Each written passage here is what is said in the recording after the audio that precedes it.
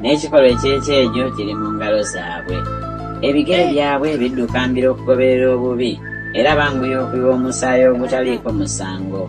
Ebirowoozo byabwe birowoozo bya butali butuukirivu, okuzika n'okuzikirizibwa kuba mu makubo gaabwe. Ekkubo ery'emirembe tebalimanyi, so mu magenda gaabwe temuli musango.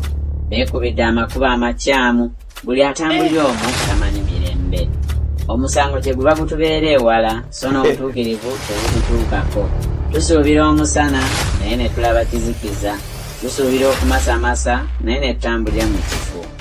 Tuwammanta ekisenge ng'abazibe b'amaaso, weewaawo tuwammanta ng'abo abatalina maaso.